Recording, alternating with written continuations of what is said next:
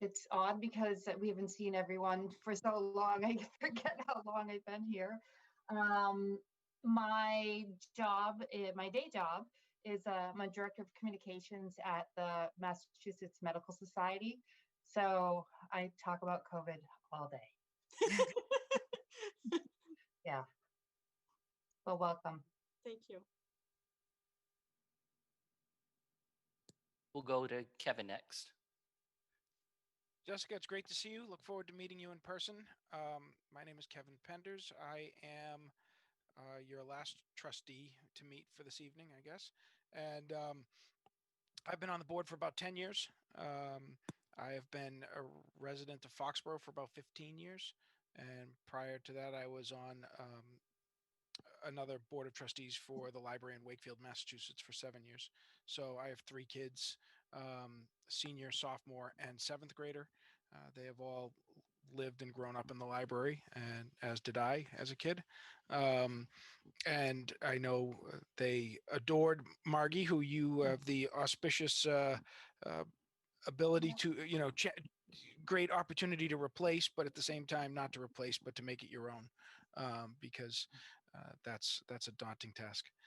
So we look forward to working with you and hearing more about your visions for the children's section, children's library services.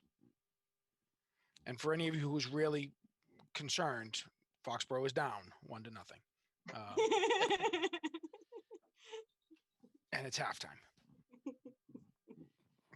Okay, and we'll go to Janice.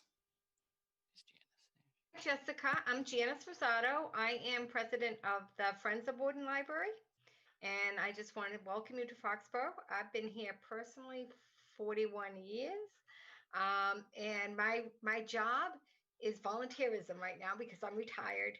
So I do spend a lot of time at the library. I'm looking forward to working with you, and anything that the Friends can do, if you need help, you just reach out. And we're very, very supportive of the library and what the staff needs. So I always tell the staff, you need something, you ask us. I can spend money really well, so be careful what you offer because I can spend any money. Well, this year will be a little challenging because we don't have as much income, but really, sometimes like $100 is like, oh, but we can do this with it. So I always say, ask, and if we'll do it if we can. So welcome. Looking forward to meeting you in person and working with you. Thank you. And also we have, Pam, and you've met Pam already a couple of times. So she handles the minutes for the trustee meetings. So Jessica, I'm going to give you the floor if you just want to say a few things. If not, that's fine. I'm on TV. I told my kids I was going to be on TV. And they're like, you're going to be on TV? Is it going to be a series? This is my first time ever going to a trustee meeting. So I feel like really nervous. I have tons of ideas and tons of experience, but I'm hoping to get to know the staff in the community and get a sense of what people want. It's wonderful that all of you are interested and invested in children's services. I know I'd like to increase programming for school age kids. Right now, like after school Zoom activities, I think there's, kids, still a lot of people are at home kind of bored. And opportunities to socialize, safe opportunities to socialize for kids on Zoom, gaming, crafts, Pictionary, book clubs. So I'm hoping to increase school age, tween and teen after school to start a tab that when there is a youth services teen librarian, I would give to them, but just to get tab going. I'm interested in grab and go craft kits. So people come in, or they can curbside it, but they come in, they take their craft kit, they check out some books, they go home, or the grab and go craft goes in a curbside bag and they can, pick it up with curbside. But I always have lots of ideas, but I, want to get to know the community a bit before totally.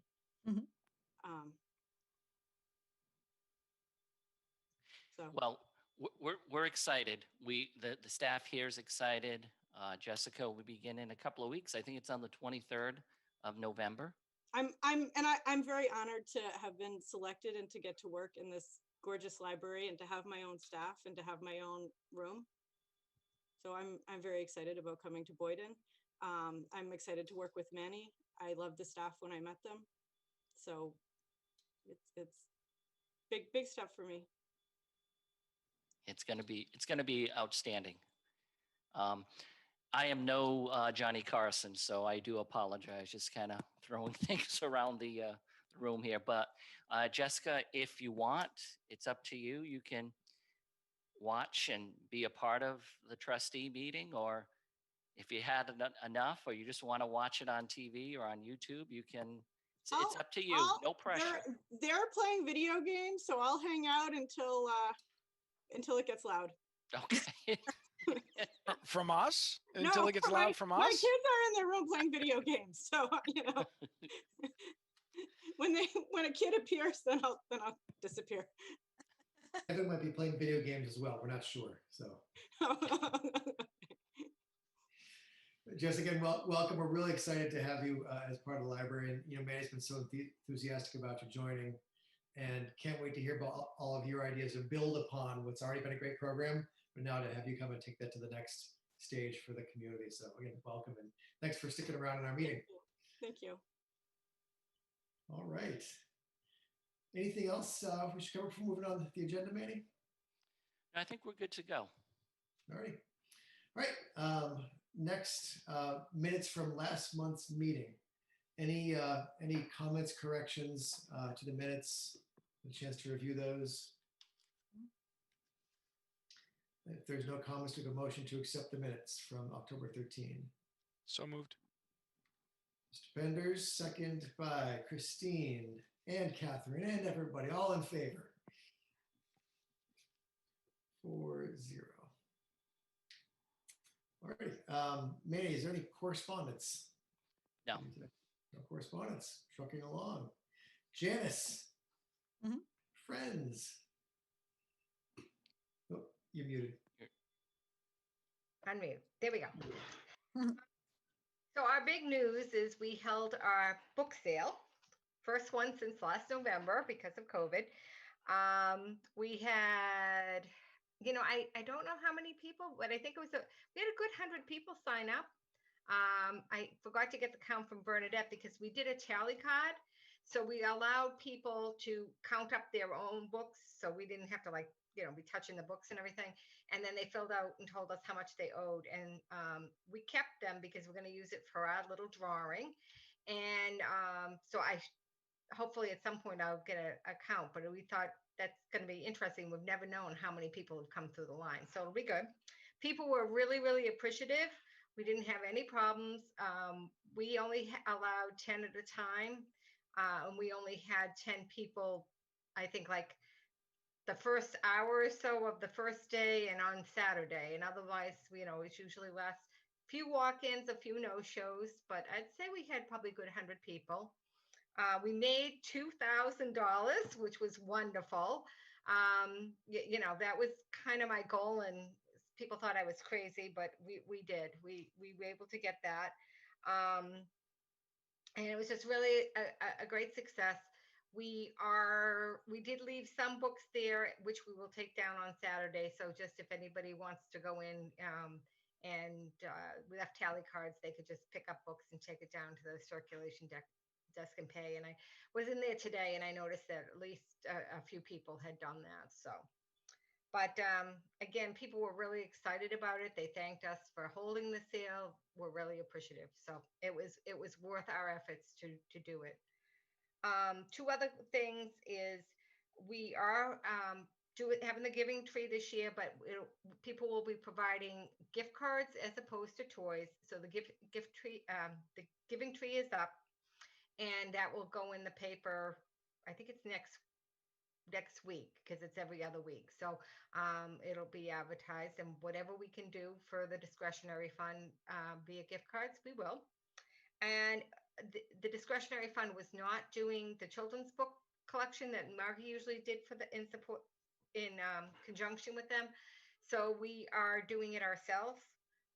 So we have the box, and it has a slot, and people can drop off a new children's book, and we'll distribute them within the community. And that will also be advertised in the Foxborough Reporter. And if we get a handful of books, great. If we get a lot of books, great. Whatever it is, we'll make sure they get put into a child's hand that could use it.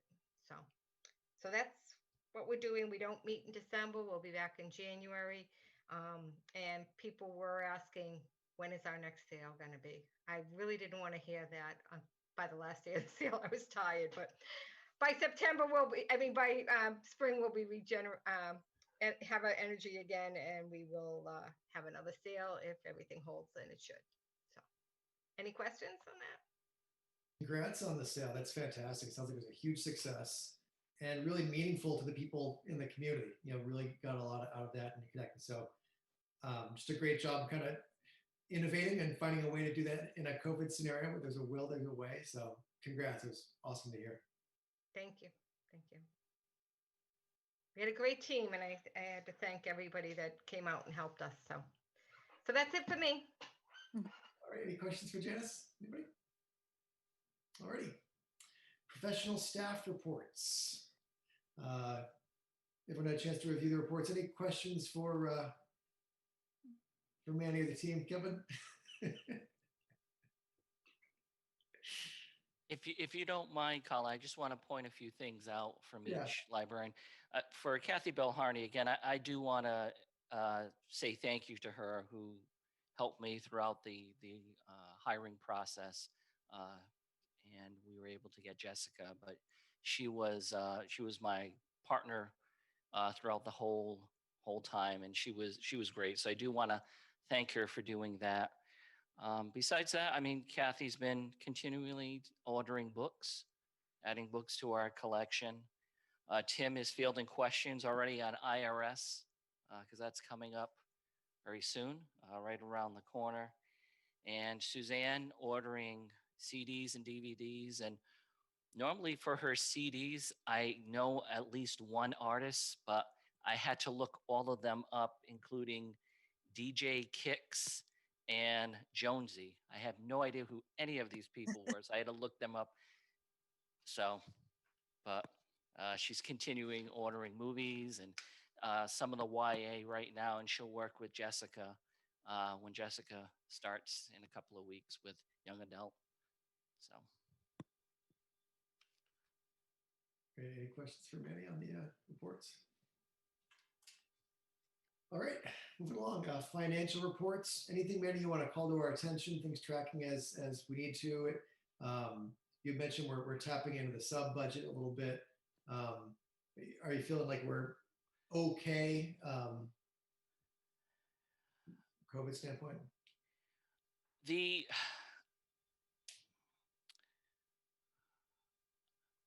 I think the colder it gets, I think we're going to be tapping into that, excuse me, that sub budget more and more. And I'll explain a little more of that when I get to my director's report. But yeah, we have been tapping into that. And like I said at the last meeting, staff has many hours of vacation. The town manager allowed us to carry over more than 2 weeks. So we're going to be tapping into that more and more. So yeah, I've been watching that closely, and I think that's going to be increasing this month. And besides that, I think we're on schedule with everything. Again, I pointed this out last month. Our network and information is at 90.6%, but that's because sales, they send their invoice a few days after July 1st. So that's why we're pretty high up there. And then database is the same thing, like you have to renew at a certain time. They usually fall right at the beginning of the fiscal year. So that's a little high. I mean, it's a little over 100% right now. But you know, we're steady when it comes to our expenditures. We will see what happens with FY22. And I will talk about that in my director's report, because I think budget season is going to be starting any day now. So I'll be working on that, and it might be a little challenging, FY22 budget. Any questions on finances, or should we segue right into director's report? Why don't we do that? Okay.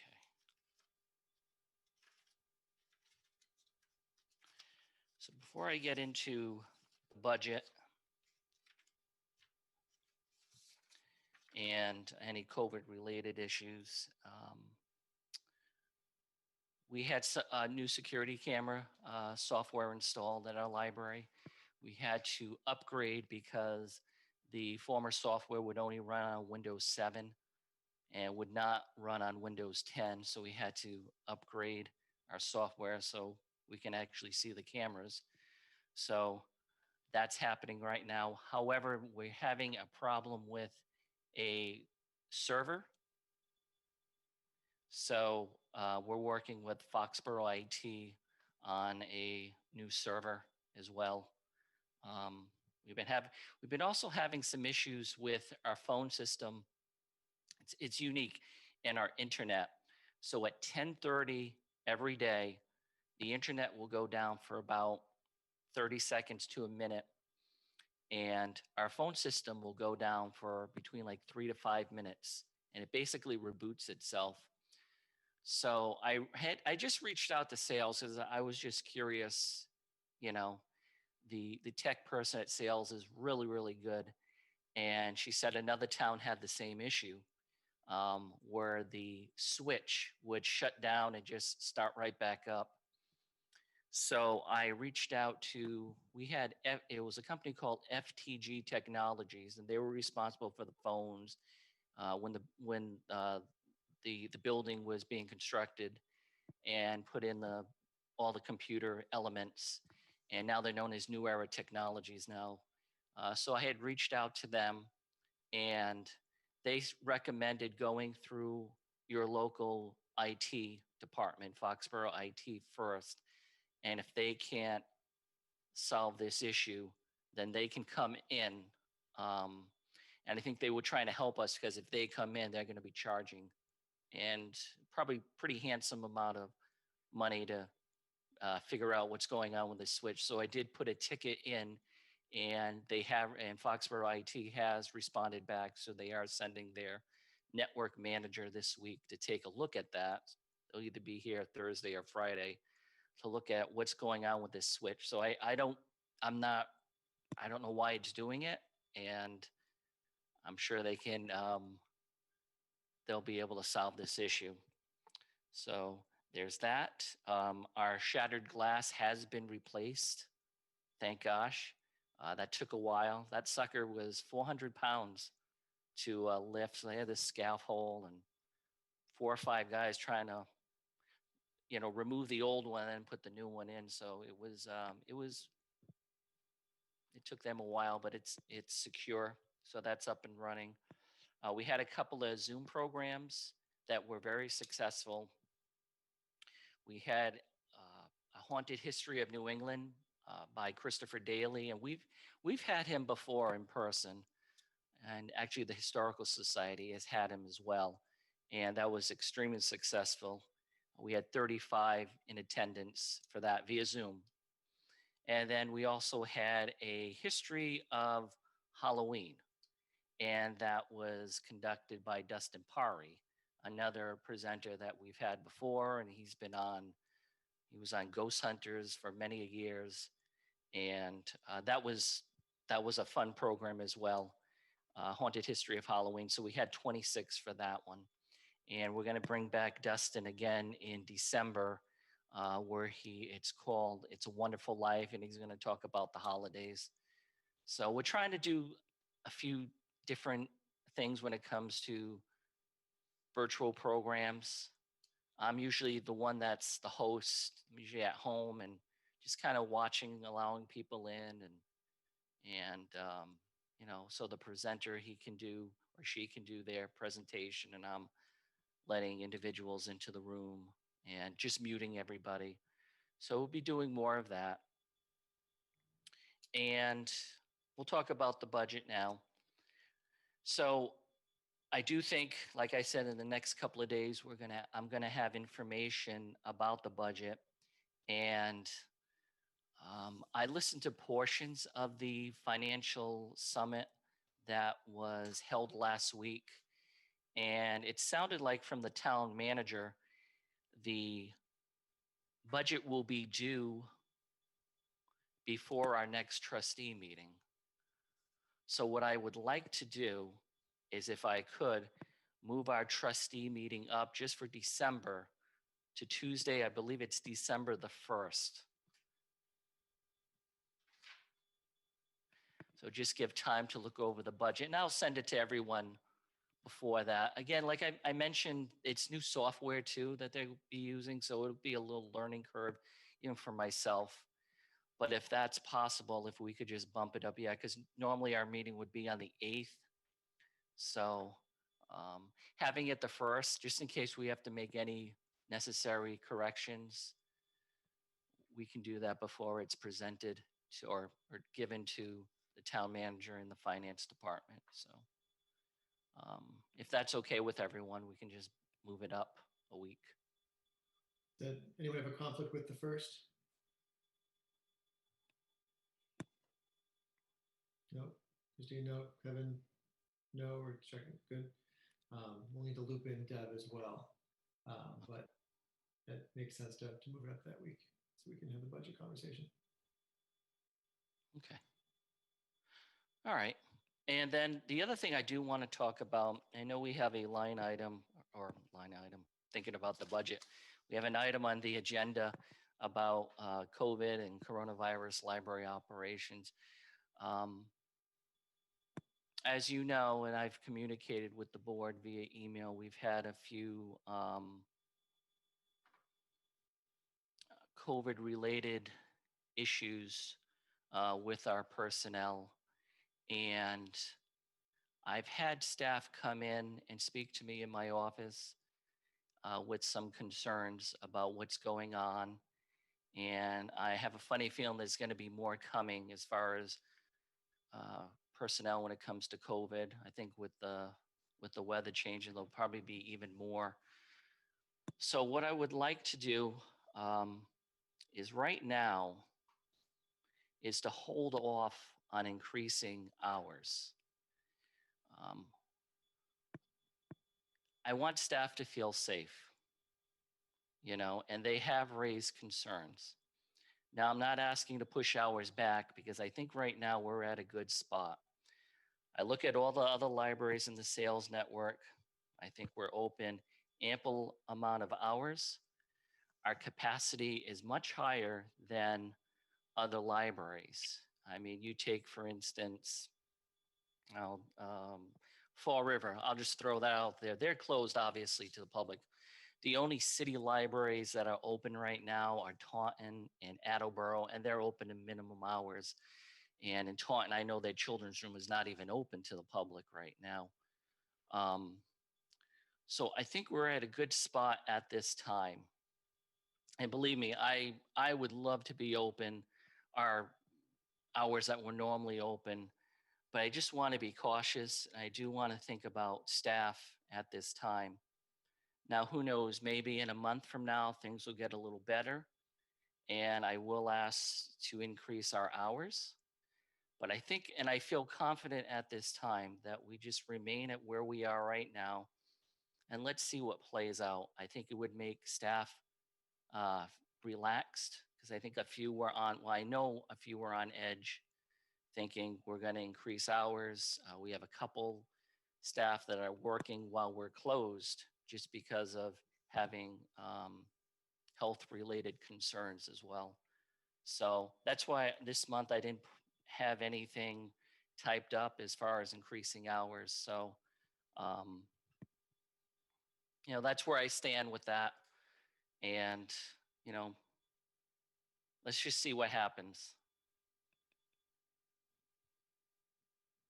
Yeah, Manny, I certainly support that recommendation and being cautious. And like you said, Boyden Library is ahead of most other libraries in the network in terms of capacity and hours and such. So I think you've had a good read on this from the outset. I know you're eager to serve the community, but also balance it out with caution. So I'm supportive of that. But love to hear from the other trustees.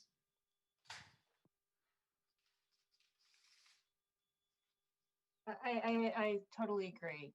I think, you know, you need to have the staff feel comfortable going to work, especially as it gets colder, um, and, you know, possible more cases happen. So I agree. Yeah, I would, I'll echo that as well. I mean, I think from my perspective, it would be more important for the library to be considering what sort of rollback initiatives it might need to be taking to protect staff and to react to what is a surge. I certainly would not be advocating for a damn the torpedoes, full steams ahead approach at this stage.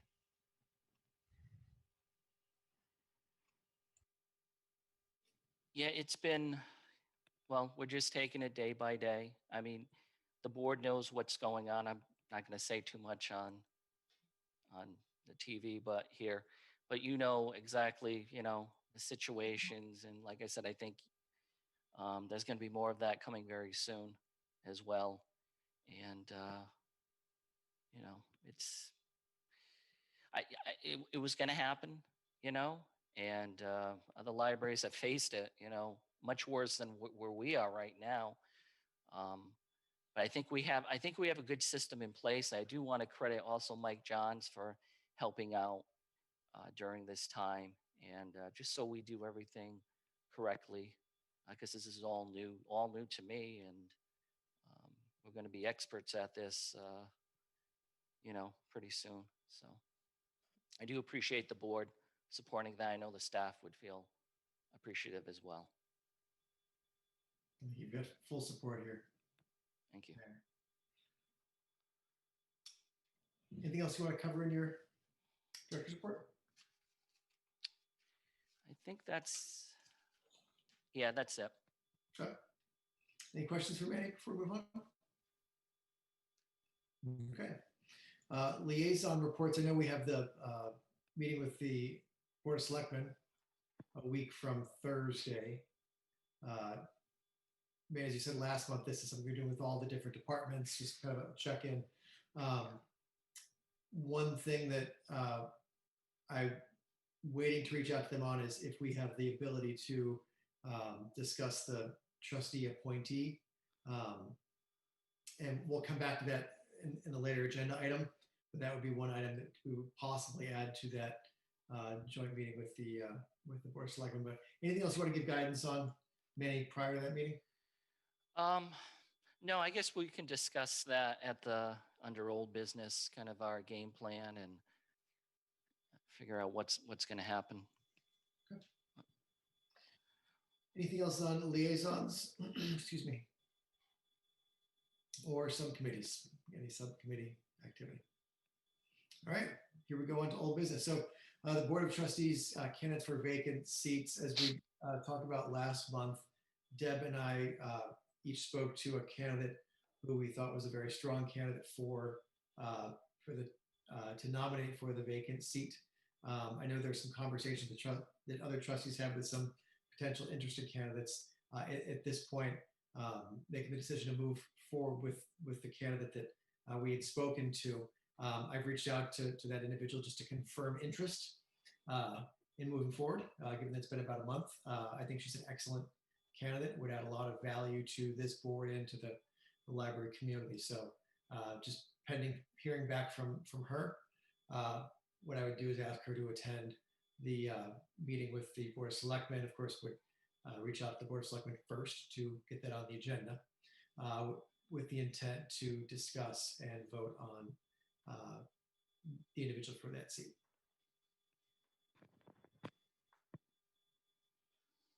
Any questions, thoughts, thumbs up? Good. Super.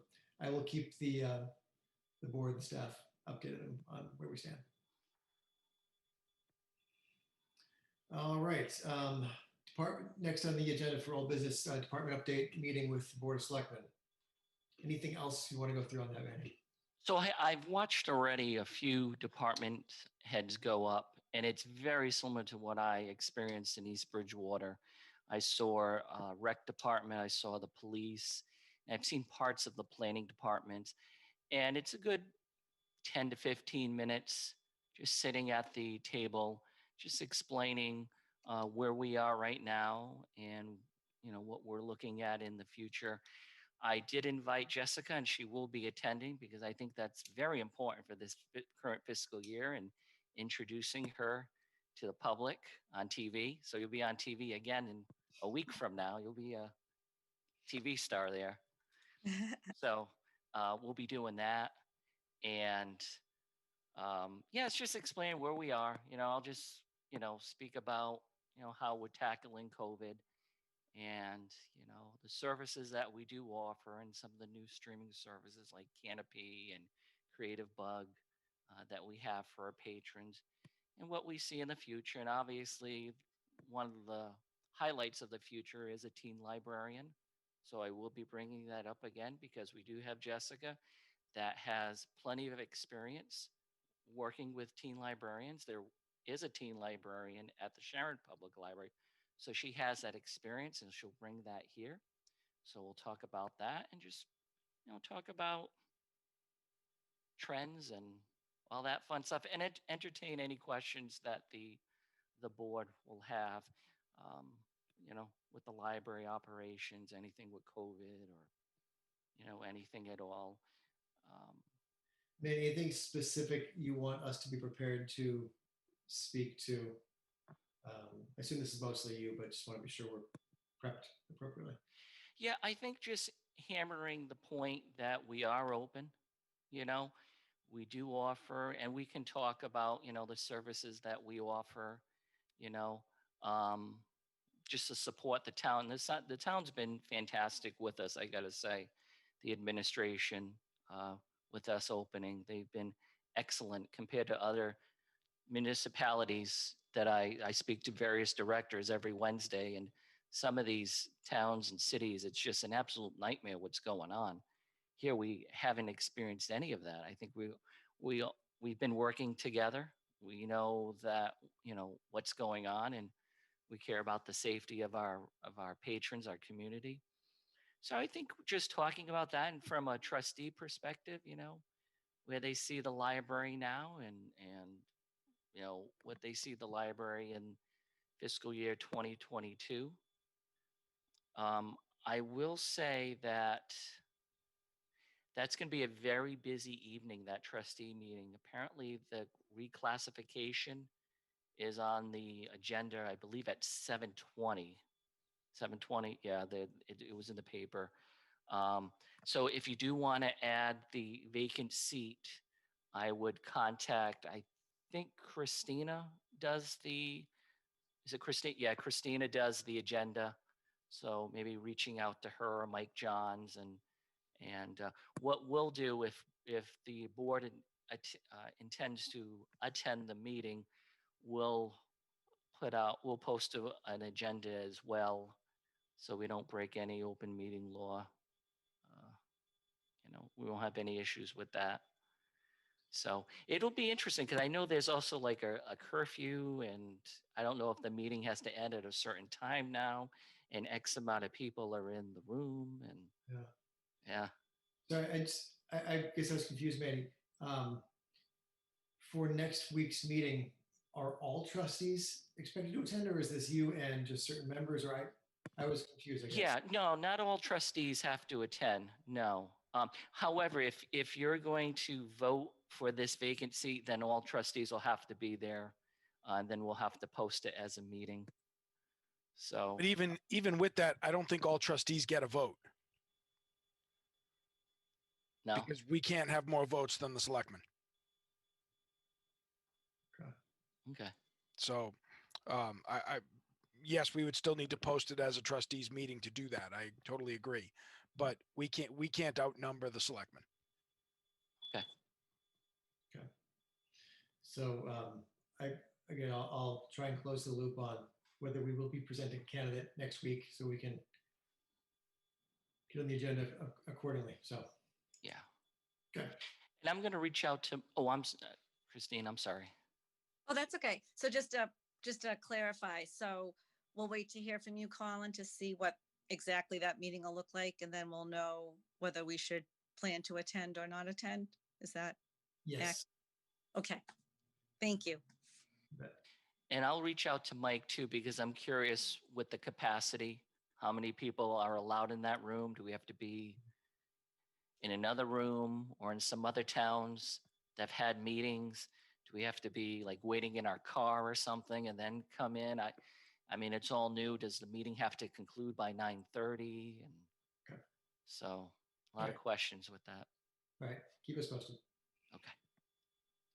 Great. Anything else on select meeting? Good. Good. Okay. Anything? I think we went through the coronavirus update. Man, anything else that under this item you want to touch upon? I just want to give thanks to the staff. They've been troopers throughout this whole time. There have been just recently some, issues that have come up, and they've been outstanding and very supportive, and we're all just going to get through it. And there's probably going to be more obstacles coming our way, and we're safety first for our patrons and for the staff. So I just want to thank the staff just for being fantastic. I couldn't ask for a better staff, and adding Jessica to the team, it's just going to be a powerhouse. I mean, we were already unstoppable, but just adding Jessica, subtracting Margie, adding Jessica was still a juggernaut. What I see compared to other towns were just outstanding.